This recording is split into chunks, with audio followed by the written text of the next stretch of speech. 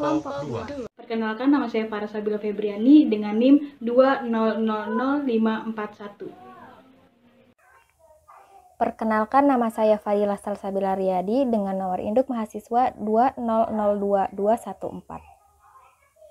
Perkenalkan, nama saya Hani Risdiani dengan NIM 2001185.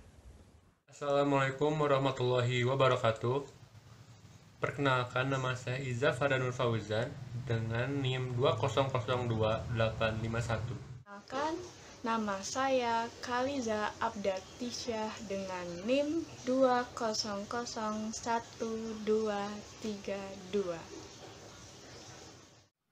Perkenalkan, nama saya Mesya Siti Zainab dengan nomor NIM 2000178. Perkenalkan, nama saya Maulida Sukmalia dengan NIM 2001046. Apa sih struktur disiplin ilmu itu? Struktur disiplin ilmu adalah bentuk konsepsi yang membatasi pokok masalah yang diselidiki dari suatu disiplin dan pengawasan atau pengendalian terhadap penelitiannya. Nah, sekarang saya akan menjelaskan tentang struktur suatu disiplin. Nah, struktur disiplin ini tuh ada dua bagian. Bagian pertama adalah substantive conceptual structure. Nah, apa sih pengertiannya? Pengertiannya adalah konsep-konsep yang menjadi kerangka berpikir atau frame of reference dalam meneliti sesuatu. Nah, substantive conceptual structure ini akan menghubungkan atau mengarahkan penelitian melalui serangkaian pertanyaan.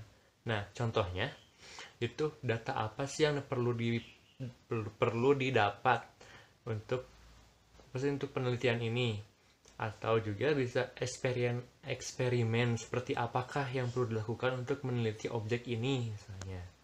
Terus apa sih yang harus kita lakukan di dalam eksperimen tersebut? Nah, seperti itu. Nah, sedangkan konsepsi yang dimaksud dibentuk oleh ilmu itu sendiri atau meminjam dari disiplin yang lain. Nah, seperti itu untuk bagian substantive conceptual structure. Nah, untuk bagian kedua akan dijelaskan oleh Mesya. Silahkan Mesya. Oke, terima kasih Iza. Jadi, poin kedua itu ada sintaktika struktur yang mana berhubungan dengan inquiry atau penelitian yang dilakukan oleh disiplin ilmu itu. Sintaktika struktur menyangkut masalah-masalah jalan mana yang akan ditempuh dalam melakukan penelitian. Dari mulai cara mengumpulkan data, cara menguji data, kriteria yang dipakai dalam menetapkan kualitas data, ada juga ukuran untuk menentukan bahwa data yang diperoleh relevan atau tidak relevan, penting atau kurang penting jalan yang ditempuh oleh disiplin ilmu itu sendiri. Dari data mentah melalui interpretasi menuju kepada kesimpulan. Materi yang pertama akan disampaikan oleh Mesya Siti Zainab tentang ilmu geografi. Untuk Mesya, dipersilakan. Konsep dasar geografi. Yang pertama ada pengertian geografi. Secara bahasa, geografi berasal dari kata geo dan graphein, yang berarti bumi dan tulisan. Untuk itu, ilmu geografi membahas tentang ilmu yang mempelajari bumi. Yang kedua ada objek studi geografi. Menurut Astawa, menurut Ikatan Geografi Indonesia, secara umum dapat dikemukakan bahwa objek studi geografi ada dua, yaitu yang pertama ada objek material dan yang kedua objek formal. Objek material geografi ialah fenomena geosfer, yaitu meliputi segala sesuatu yang ada di muka bumi, berupa semua benda, baik benda mati atau benda hidup, beserta lingkungannya. Geosfer terdiri dari 5 lapisan. Yang pertama, atmosfer atau udara yang menyelubungi bumi. Yang kedua, litosfer atau kulit bumi. Yang ketiga, hidrosfer atau air. Yang keempat, biosfer atau hewan dan tumbuhan. Dan yang kelima, antrosfer atau manusia. Objek formal. Objek formal adalah cara pandang, cara berpikir atau analisis terhadap segi materialnya. Objek formal inilah yang membedakan geografi dengan yang lainnya. Objek formal atau pendekatan tersebut dapat dikemukakan yang pertama, analisis keuangan, yang kedua, analisis ekologi atau lingkungan, yang ketiga, analisis kompleks wilayah atau kewilayahan. Yang selanjutnya ada ruang lingkup geografi. Menurut Supardan, Geografi secara makro dapat dikelompokkan dalam dua subdisiplin, yaitu geografi fisik dan geografi manusia. Poin yang terakhir ada manfaat mempelajari geografi. Menurut Al-Fandi dalam Astawa mencakup 3 hal, yaitu yang pertama subjektivisme, yaitu kegunaannya bagi manusia. Yang kedua objektivisme, yaitu yang bersifat empiris baik melalui hasil percobaan, pengukuran, dan yang lainnya.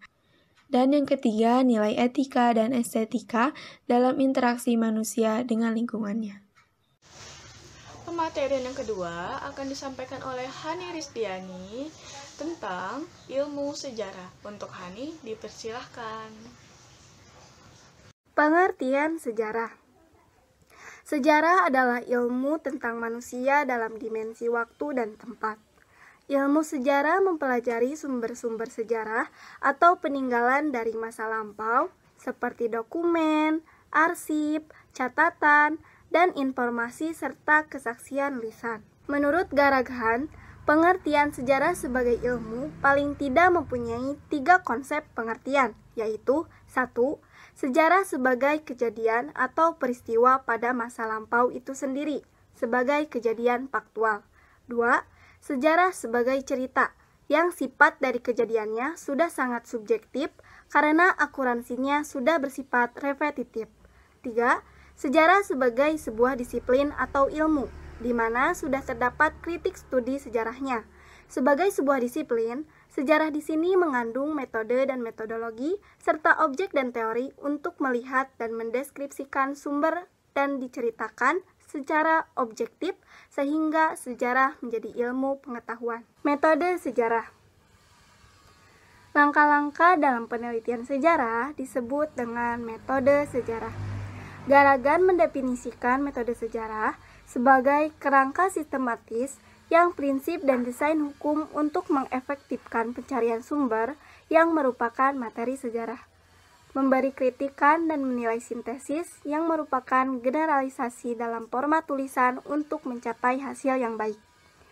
Ada pula yang mengatakan bahwa metode sejarah dapat diringkas dengan istilah-istilah: 1. Identifikasi masalah. 2. Seleksi dan koleksi sumber-sumber informasi. 3. Vertikasi dan validasi. 4. Penyusunan dan penulisannya. Dari pernyataan tersebut, jelas bahwa sejarah sebagai ilmu memiliki metode sendiri. Metodologi sejarah.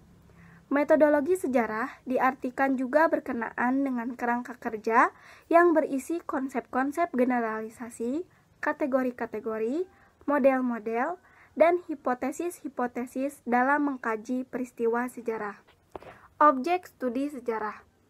Objek studi sejarah sebagai sebuah ilmu sama dengan ilmu sosial yang lainnya, yaitu manusia dalam masyarakat, yang menyangkut skup perubahan, proses, waktu, tempat, dan bersifat diakronik.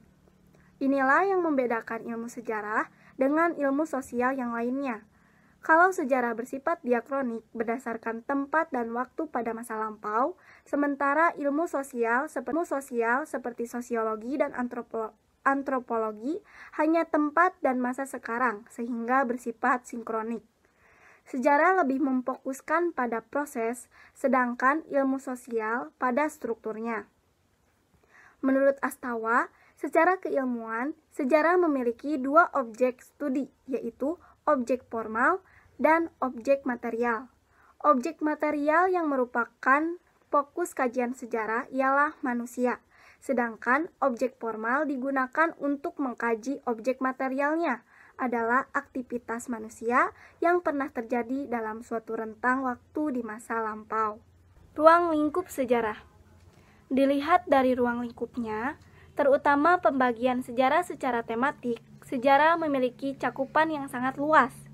Samsudin dan Buck dalam Supardan mengelompokkan dalam belasan jenis sejarah, yaitu sejarah sosial, sejarah ekonomi, sejarah kebudayaan, sejarah demografi, sejarah politik, sejarah kebudayaan rakyat, sejarah intelektual, sejarah keluarga, sejarah etnis, sejarah psikologi, psikologi histori, sejarah pendidikan, dan sejarah medis. Manfaat mempelajari sejarah.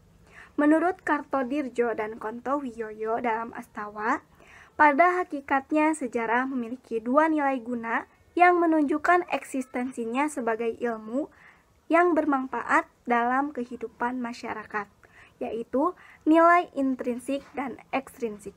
Nilai intrinsik sejarah. 1. Sejarah sebagai ilmu. 2. Sejarah sebagai cara mengetahui masa lampau. 3. Sejarah sebagai pernyataan pendapat. Nilai ekstrinsik sejarah. Kegunaan inspiratif sejarah berguna untuk memberikan inspirasi atau pemikiran, dan kegunaan rekreatif situs-situs sejarah dan prasejarah. Pematerian yang ketiga akan disampaikan oleh saya sendiri, Kaliza Abdatisya, tentang ilmu ekonomi. Langsung saja yuk. Halo, saya di sini akan membahas tentang ilmu ekonomi. Apa sih itu ilmu ekonomi? Ayo simak. Yang pertama, saya akan menjelaskan tentang pengertian ekonomi.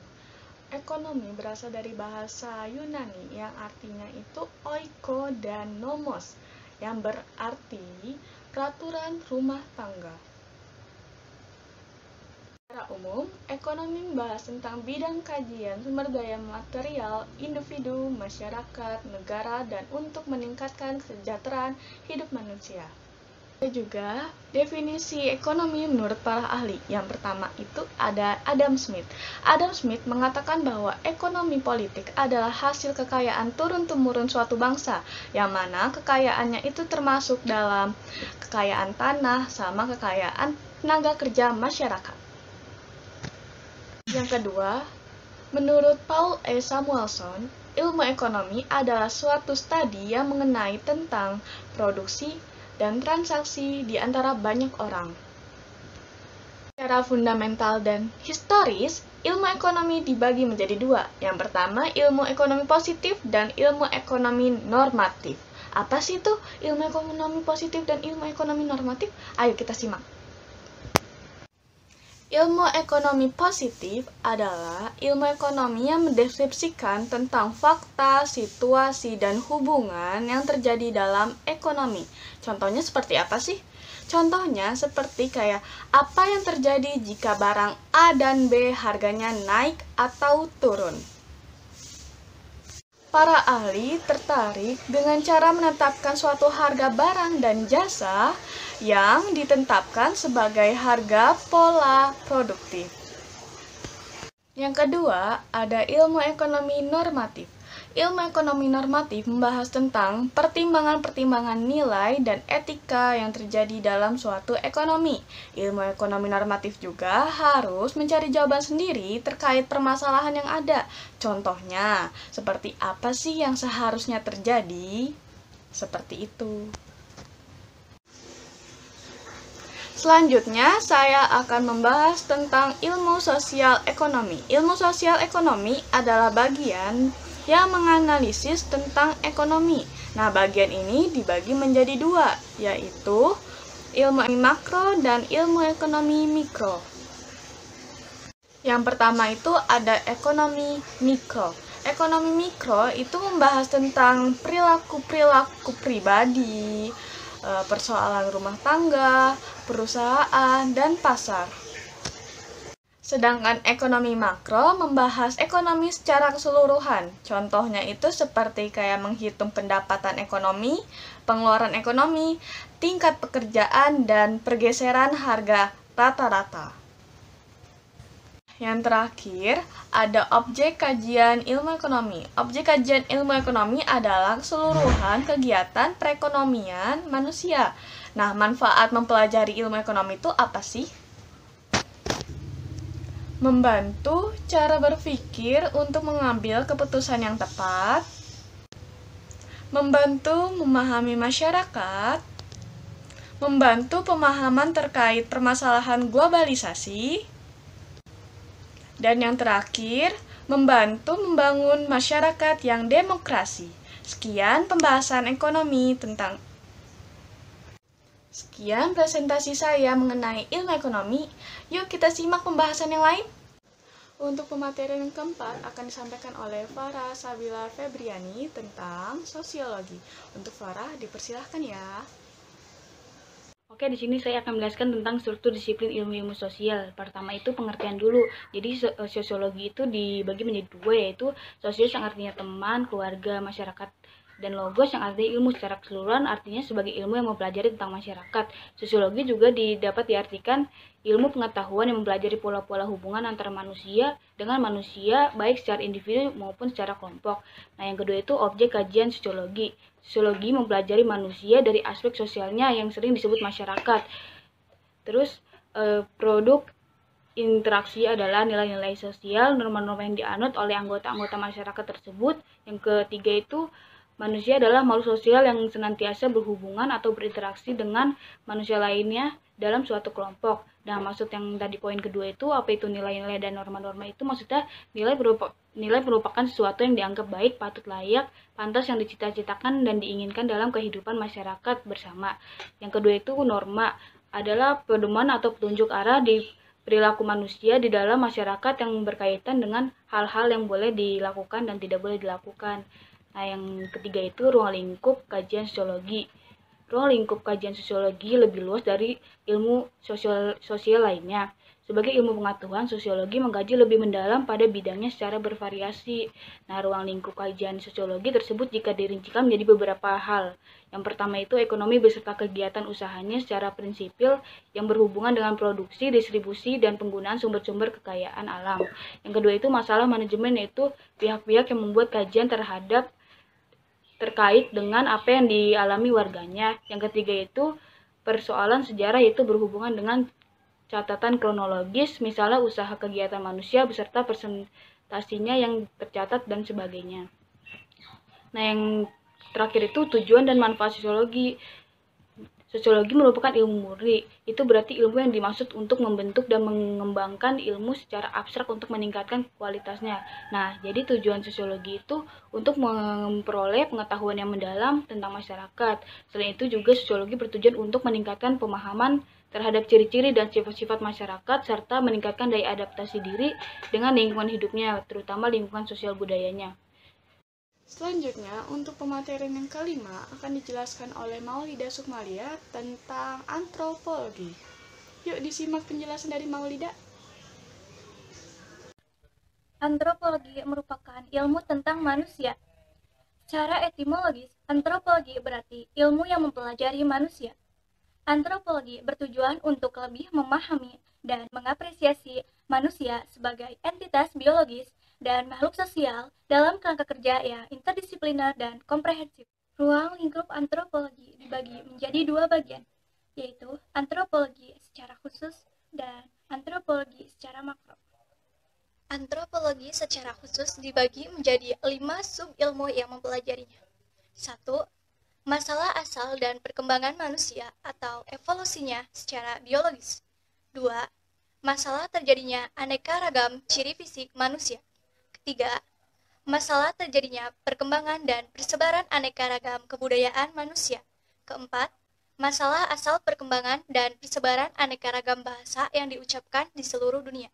Dan kelima, masalah mengenai asas-asas dari masyarakat dan kebudayaan manusia dari aneka ragam suku bangsa yang tersebar di seluruh dunia masa kini. Antropologi secara makro dapat dibagi menjadi 2 bagian, yaitu 1. Antropologi biologi atau fisik. Kedua, antropologi sosial budaya. Pendekatan antropologi ada 3 bagian. Yang pertama, pendekatan holistik. Yang kedua, pendekatan komparatif, dan yang ketiga, pendekatan historik. Untuk pematerian ke-6 akan disampaikan oleh Iza Fardan Nur Fauzan tentang pemerintahan dan politik. Untuk Iza dipersilakan ya. Di sini saya akan menjelaskan tentang ilmu politik dan pemerintahan. Pertama, saya akan menjelaskan tentang ilmu pemerintahan terlebih dahulu. Nah, pengertian ilmu pemerintahan adalah suatu seni dan suatu ilmu.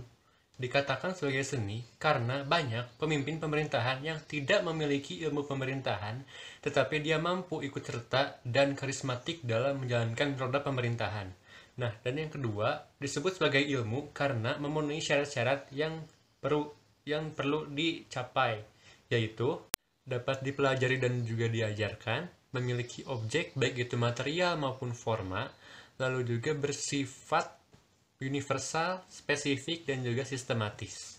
Adapun tujuan mempelajari ilmu pemerintahan. Nah, tujuan umumnya adalah agar memahami teori-teori, bentuk-bentuk, dan proses-proses pemerintahan, serta mampu menempatkan diri ikut serta dalam proses keseluruhan penyelenggaraan pemerintahan, terutama pemerintahan dalam negeri. Nah, tujuan khususnya adalah untuk mencetak kader-kader yang siap pakai. Ada juga paradigma ilmu pemerintahan. Di sini ada 6 paradigma. Yang pertama yaitu ilmu pemerintahan sebagai cabang ilmu filsafat, dan yang kedua ilmu pemerintahan mengacu kepada Al-Quran, dan yang ketiga ilmu pemerintahan sebagai seni, yang keempat ilmu pemerintahan sebagai cabang ilmu politik, dan yang kelima ilmu pemerintahan dianggap sebagai administrasi negara, dan yang terakhir ilmu pemerintahan sebagai ilmu pemerintahan yang mandiri. Nah, sekarang kita masuk ke ruang lingkup ilmu pemerintahan. Nah, yang pertama itu ruang lingkup di bidang peraturan perundang-undangan itu biasanya ditulis oleh para pakar ilmu hukum. Nah, yang kedua itu di bidang ketatalaksanaan itu juga biasanya ditulis oleh para pakar ilmu administrasi. Dan yang ketiga itu di bidang kekuasaan itu biasanya ditulis oleh para pakar ilmu politik. Dan yang keempat itu adalah di bidang pemikiran hakiki itu biasanya banyak ditulis oleh para pakar ilmu filsafat. Dan yang terakhir itu di bidang hubungan-hubungan pemerintahan itu juga banyak ditulis oleh para ahli ilmu pemerintahan itu sendiri sebagai kajian inti, seperti itu. Sekarang kita masuk ke asas ilmu pemerintahan. Nah, asas ilmu pemerintahan ini ada 7 butir. Nah, sebutkan dulu.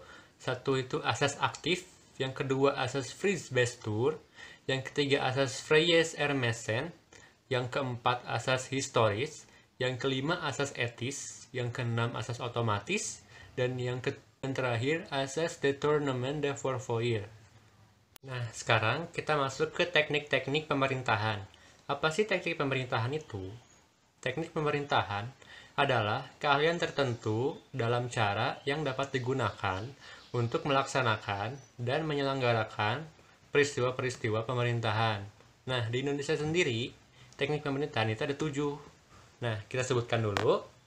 Nah, teknik pemerintahan yang pertama itu adalah koordinasi, yaitu unsur-unsurnya ada 4 ya. Yang pertama itu pengetahuan, sinkronisasi, kepentingan bersama, dan tujuan bersama. Terus ada teknik yang kedua, itu adalah partisipasi. Apa itu? Yaitu keikutsertaan individual dalam situasi dan kondisi untuk menunjuk dan melaksanakan program-program dalam pembangunan. Nah, yang ketiga, ada desentralisasi. Adalah penyerahan urusan pemerintah dari pemerintah pusat kepada pemerintah daerah untuk urusan rumah tangganya. Nah, yang keempat, itu adalah dekonsentrasi. Apa itu? Adalah pelimpahan wewenang dari pemerintah pusat atau kepala wilayah atau kepala instansi vertikal tingkat atasan kepada pejabat-pejabat di daerah. Nah, ada yang kelima itu sentralisasi. Adalah kekuasaan pada pemerintah pusat dalam hubungannya. Dalam hubungannya itu pusat dan daerah pada suatu sistem pemerintahan. Nah, terus ada yang keenam, integrasi, yaitu usaha yang dilakukan untuk mempengaruhi sikap rakyat sedemikian rupa sehingga mereka dapat memberi kepuasan kepada organisasi atau pemerintah pusat. Nah, yang ketujuh, yang terakhir, itu ada delegasi, yaitu suatu proses di nama otoritas seseorang atasan diteruskan ke bawah kepada seorang bawahan. Seperti itu, teman-teman. Nah, sekarang kita masuk ke sistematikanya ya. Sistematika pemerintahan itu ada 2. Nah, yaitu pemerintahan konsentratif, dan yang kedua adalah pemerintahan dekonsentratif. Nah, di pemerintahan dekonsentratif ini ada 2 juga. Dibagi 2, menjadi pemerintahan dalam negeri dan juga pemerintahan luar negeri. Nah, di pemerintahan dalam negeri bisa diperinci lagi menjadi 2, yaitu pemerintahan sentral dan juga pemerintahan desentral. Nah, di pemerintahan sentral ini lebih lanjut bisa dibagi 2, menjadi pemerintahan umum dan pemerintahan bukan umum, seperti itu. Sekarang kita akan masuk ke metode ilmu pemerintahan. Metodenya itu ada 6. Yang pertama ada induksi, yang kedua deduksi, Yang ketiga, dialektis. Yang keempat, sini saya akan menjelaskan tentang ilmu politik dan pemerintahan. Pertama, saya akan menjelaskan tentang ilmu pemerintahan terlebih dahulu. Nah, pengertian ilmu pemerintahan adalah suatu seni dan suatu ilmu. Dikatakan sebagai seni karena banyak pemimpin pemerintahan yang tidak memiliki ilmu pemerintahan, tetapi dia mampu ikut serta dan karismatik dalam menjalankan roda pemerintahan. Nah, dan yang kedua, disebut sebagai ilmu karena memenuhi syarat-syarat yang perlu dicapai, yaitu dapat dipelajari dan juga diajarkan, memiliki objek baik itu material maupun forma, lalu juga bersifat universal, spesifik, dan juga sistematis. Adapun tujuan mempelajari ilmu pemerintahan. Nah, tujuan umumnya adalah agar memahami teori-teori, bentuk-bentuk, dan proses-proses pemerintahan, serta mampu menebarkan diri ikut serta dalam proses keseluruhan penyelenggaraan pemerintahan, terutama pemerintahan dalam negeri. Nah, tujuan khususnya adalah untuk mencetak kader-kader yang siap pakai. Ada juga paradigma ilmu pemerintahan. Di sini ada 6 paradigma. Yang pertama yaitu ilmu pemerintahan sebagai cabang ilmu filsafat, dan yang kedua, ilmu pemerintahan mengacu kepada Al-Quran, dan yang ketiga, ilmu pemerintahan sebagai seni, yang keempat, ilmu pemerintahan sebagai cabang ilmu politik, dan yang kelima, ilmu pemerintahan dianggap sebagai administrasi negara, dan yang terakhir, ilmu pemerintahan sebagai ilmu pemerintahan yang mandiri. Nah, sekarang kita masuk ke ruang lingkup ilmu pemerintahan. Nah, yang pertama itu ruang lingkup di bidang peraturan perundang-undangan itu biasanya ditulis oleh para pakar ilmu hukum. Nah, yang kedua itu di bidang ketatalaksanaan itu juga biasanya ditulis oleh para pakar ilmu administrasi, dan yang ketiga itu di bidang kekuasaan itu biasanya ditulis oleh para pakar ilmu politik, dan yang keempat itu adalah di bidang pemikiran hakiki itu biasanya banyak ditulis oleh para pakar ilmu filsafat, dan yang terakhir itu di bidang hubungan-hubungan pemerintahan itu juga banyak ditulis oleh para ahli ilmu pemerintahan itu sendiri sebagai kajian inti, seperti itu. Sekarang kita masuk ke asas ilmu pemerintahan. Nah, asas ilmu pemerintahan ini ada 7 butir. Nah, sebutkan dulu. 1 itu asas aktif, yang kedua asas Fries-Bestur, yang ketiga asas Freyes-Hermessen, yang keempat asas historis, yang kelima asas etis, yang keenam asas otomatis, dan yang ketujuh dan terakhir asas Détournement de Fourvoire. Nah, sekarang kita masuk ke teknik-teknik pemerintahan. Apa sih teknik pemerintahan itu? Teknik pemerintahan adalah keahlian tertentu dalam cara yang dapat digunakan untuk melaksanakan dan menyelenggarakan peristiwa-peristiwa pemerintahan. Nah, di Indonesia sendiri, teknik pemerintahan itu ada 7. Nah, kita sebutkan dulu. Nah, teknik pemerintahan yang pertama itu adalah koordinasi, yaitu unsur-unsurnya ada 4 ya. Yang pertama itu pengetahuan, sinkronisasi, kepentingan bersama, dan tujuan bersama. Terus ada teknik yang kedua, itu adalah partisipasi. Apa itu? Yaitu keikutsertaan individual dalam situasi dan kondisi untuk menunjuk dan melaksanakan program-program dalam pembangunan. Nah, yang ketiga, ada desentralisasi. Adalah penyerahan urusan pemerintah dari pemerintah pusat kepada pemerintah daerah untuk urusan rumah tangganya. Nah, yang keempat, itu adalah dekonsentrasi. Apa itu? Adalah pelimpahan wewenang dari pemerintah pusat atau kepala wilayah atau kepala instansi vertikal tingkat atasan kepada pejabat-pejabat di daerah. Nah, ada yang kelima itu sentralisasi. Adalah kekuasaan pada pemerintah pusat dalam hubungannya. Dalam hubungannya itu pusat dan daerah pada suatu sistem pemerintahan. Nah, terus ada yang keenam, integrasi, yaitu usaha yang dilakukan untuk mempengaruhi sikap rakyat sedemikian rupa sehingga mereka dapat memberi kepuasan kepada organisasi atau pemerintah pusat. Nah, yang ketujuh yang terakhir itu ada delegasi, yaitu suatu proses di nama otoritas seseorang atasan diteruskan ke bawah kepada seorang bawahan. Seperti itu, teman-teman. Nah, sekarang kita masuk ke sistematikanya ya. sistematika pemerintahan itu ada dua. Nah, yaitu pemerintahan konsentratif dan yang kedua adalah pemerintahan dekonsentratif. Nah, di pemerintahan dekonsentratif ini ada dua juga, dibagi dua menjadi pemerintahan dalam negeri dan juga pemerintahan luar negeri. Nah, di pemerintahan dalam negeri bisa diperinci lagi menjadi dua, yaitu pemerintahan sentral dan juga pemerintahan desentral. Nah, di pemerintahan sentral ini lebih lanjut bisa dibagi dua menjadi pemerintahan umum dan pemerintahan bukan umum, seperti itu. Sekarang kita akan masuk ke metode ilmu pemerintahan. Metodenya itu ada 6. Yang pertama ada induksi, yang kedua deduksi, yang ketiga dialektis, yang keempat filosofis, yang kelima perbandingan, dan yang keenam adalah metode sejarah. Nah, dan yang terakhir itu hubungan-hubungan pemerintahan. Nah, hubungan ini tuh ada dua. Yang pertama hubungan vertikal, yaitu pembagian kekuasaan sesuai dengan tingkatan pemerintahannya. Nah, contohnya itu apa? Seperti pemerintahan provinsi, pemerintahan kabupaten, pemerintahan kota, seperti itu. Nah, terus yang kedua itu hubungan pemerintahan horizontal. Nah, pembagian kekuasaan horizontal ini itu dibagi sesuai dengan fungsi lembaga-lembaganya. Nah, contohnya seperti lembaga eksekutif, yudikatif, legislatif, dan konstitutif, seperti itu. Baiklah teman-teman, sekarang saatnya beralih ke ilmu politik. Nah, kita mulai dari pengertiannya dulu.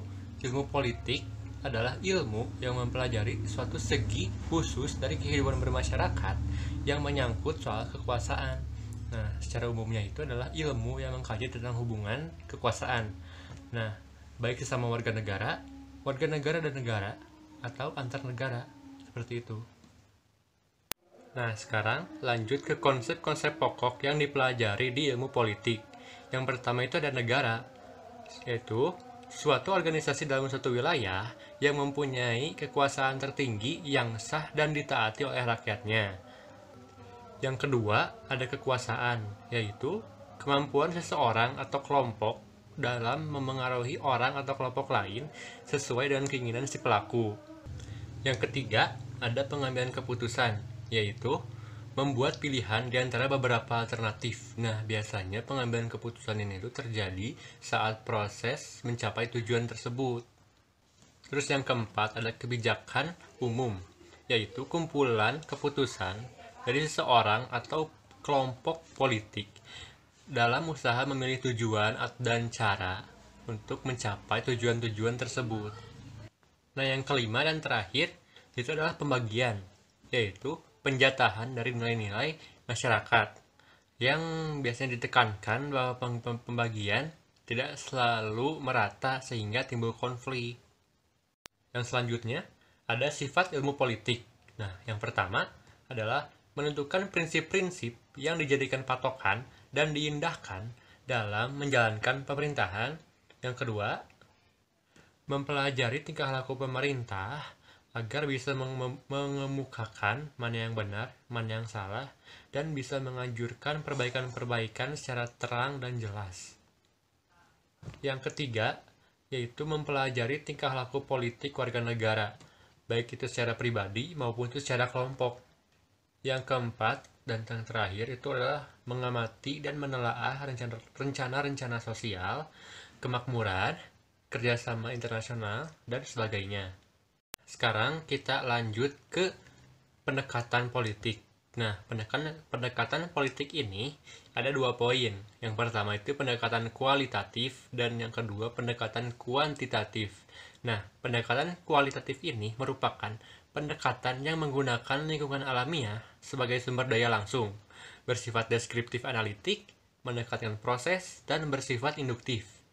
Nah, yang kedua itu pendekatan kuantitatif. Nah, ini tuh pendekatannya untuk memelihara diri dari pengaruh kolektif data, menggunakan metode statistik untuk meneliti data dan menyimpulkan hasil sebagai penelitian. Metode ini mencoba ke hal-hal yang objektif. Selanjutnya, ada metode politik. Nah, metode politik ini umumnya itu ada 2, yaitu metode induksi dan deduksi. Nah, metode induksi ini merupakan strategi atau prosedur penarikan kesimpulan umum yang diperoleh berdasarkan dasar pemikiran dari setelah mengkaji peristiwa yang khusus atas dasar fakta teoritis. Nah, metode induksi itu terdiri dari satu, metode deskriptif, yang kedua, metode analisis, yang ketiga, metode evaluatif, dan keempat, klasifikasi, dan yang kelima, itu metode perbandingan. Nah, sedangkan metode deduksi itu merupakan strategi dengan penarikan kesimpulan dari keadaan umum ke keadaan khusus. Nah, dilakukan juga dengan pendekatan kuantitatif. Dan selain kedua metode tersebut, ada juga metode lainnya, seperti contohnya satu, metode filosofis, yang kedua, metode yuridis, yang ketiga, metode historis, dan yang keempat, metode ekonomis, yang kelima, metode sosiologis, dan keempat adalah metode psikologis. Nah, sekarang kita berpindah ke teknik politik ya. Teknik politik itu ada banyak. Di sini itu kita sebutkan ada field work atau kerja lapang, lalu ada investigation atau pengawasan, lalu ada questionnaire atau daftar pertanyaan, lalu ada sampling, lalu ada interview, lalu ada optionnaire, lalu ada participant observer, lalu ada schedule, terus ada direct observation atau pengawasan langsung, lalu ada case study atau studi kasus, dan yang terakhir ada action research. Nah, selanjutnya kita akan masuk ke teori-teori ilmu politik. Yang pertama itu adalah teori politik empiris. Nah, teori ini biasanya digunakan untuk mengacu kepada bagian-bagian teoritis ilmu politik. Dan yang kedua, itu adalah teori politik formal. Nah, teori ini merupakan teori politik yang kadang-kadang dirasakan tumpang tindihnya dengan teori sosial maupun teori publik. Nah, yang ketiga, itu teori politik normatif. Nah, teori ini itu tujuannya untuk meletakkan prinsip-prinsip otoritas, kebebasan, dan keadilan. Nah, tugas teori politik menurut pandangan ini adalah satu, menjelajah apa makna kebebasan dan kemudian menerapkannya pada masalah-masalah praktis. Nah, yang kedua, untuk menemukan landasan tujuan dalam mendukung prinsip-prinsip politik yang mendasar. Nah, yang terakhir itu adalah ruang lingkup ilmu politik. Nah, satu, hubungan ilmu politik dengan ilmu sosiologi. Nah, apa sih hubungannya ilmu politik dengan sosiologi itu? Mereka itu sangat erat, karena ilmu sosiologi itu mempelajari latar belakang, susunan, dan pola kehidupan sosial dari berbagai golongan atau kelompok dalam masyarakat yang nantinya akan mempengaruhi keputusan kebijakan dalam ilmu politik. Nah, yang kedua itu adalah hubungan ilmu politik dengan ilmu antropologi. Nah, apa sih hubungannya? Kan antropologi itu kan mempelajari tentang peranan-peranan atau tentang struktur sosial, pola-pola kebudayaan yang berbeda-beda tiap masyarakatnya. Nah, sedangkan ilmu politik itu lebih memusatkan pada kekuasaan dan kebijakan dengan memahami struktur sosial pada masyarakat. Nah, yang ketiga itu adalah hubungan ilmu politik dengan ilmu ekonomi. Nah, hubungannya di mana? Karena kan di sini nih, prinsip yang tercakup dalam ilmu ekonomi akan diadopsi oleh ilmu politik, yakni pengambilan kebijakan dalam sistem politik, yakni bertujuan untuk kemakmuran ekonomi dalam pembangunan suatu masyarakat. Nah, yang keempat dan terakhir itu adalah hubungan ilmu politik dengan ilmu psikologi.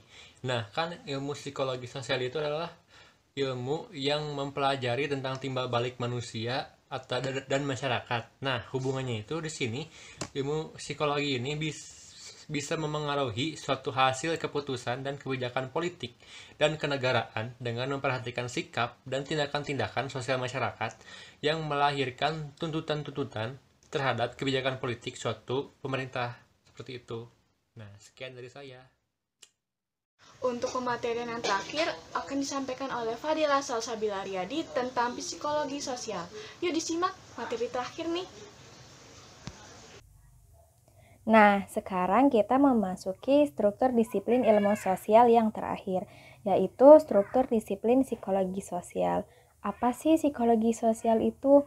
Jadi, psikologi sosial ini diartikan sebagai ilmu yang berkaitan dengan proses mental, baik normal maupun abnormal, dan pengaruhnya terhadap perilaku, yakni gejala dan kejiwaan manusia. Sasaran penyelidikan psikologi sosial adalah perilaku manusia dalam hubungannya dengan lingkungan masyarakat, baik secara insting maupun dengan cara dipelajari. Yang menjadi fokus utama psikologi sosial adalah memahami bagaimana dan mengapa individu berperilaku, berpikir, dan memiliki perasaan tertentu dalam konteks situasi sosial. Situasi sosial ini maksudnya kehadiran orang lain, baik secara nyata maupun secara imajinatif. Lalu, apa ya yang menjadi jenis dan model psikologi sosial? Nah, menurut Mahmudah, dilihat dari segi perkembangannya, psikologi dapat dibedakan menjadi dua, yaitu psikologi yang bersifat kefilsafatan dan psikologi yang bersifat empirik, yaitu psikologi yang berdasarkan atas pengalaman-pengalaman. Nah, dalam domain inilah muncul dua model psikologi. Yang pertama, psikologi umum, yang menyelidiki dan mempelajari aktivitas-aktivitas kejiwaan atau psikis manusia pada umumnya, baik yang terdapat pada manusia dewasa, normal, maupun yang berbudaya. Di samping itu juga memandang manusia terlepas dari hubungannya dengan manusia yang lainnya. Psikologi sosial umum mencari dalil-dalil yang bersifat umum dari kegiatan psikis yang kemudian menjadi teori psikologi. Yang kedua, ada psikologi khusus, yaitu psikologi yang menyelidiki dan mempelajari dari segi-segi kekhususan dari hal-hal yang bersifat umum dipelajari dalam lapangan psikologi. Terus apa ya yang menjadi objek psikologi sosial? Objek psikologi sosial ada dua, yaitu objek material psikologi sosial dan objek formal psikologi sosial. Objek material psikologi sosial adalah fakta-fakta dan kejadian-kejadian dalam penghidupan sosial manusia di masyarakatnya, atau dengan kata lain gejala-gejala sosial. Sedangkan formal psikologi sosial ialah pengalaman dan tingkah laku individu yang dipengaruhi atau ditimbulkan oleh situasi-situasi sosial. Hal ini berkaitan dengan bagaimana kita menanggapi orang lain, bagaimana kita bereaksi terhadap orang lain, dan secara umum bagaimana kita dipengaruhi oleh situasi sosial. Selanjutnya, ada tujuan dari psikologi sosial. Nah, menurut Hanurawan, beberapa tujuan dari keilmuan psikologi sosial itu adalah untuk memahami, meramalkan, memodifikasi, memecahkan masalah terkait dengan cara berpikir, berperasaan, dan berperilaku individu yang dipengaruhi oleh kehadiran orang lain. Nah, seperti itu struktur disiplin psikologi sosial.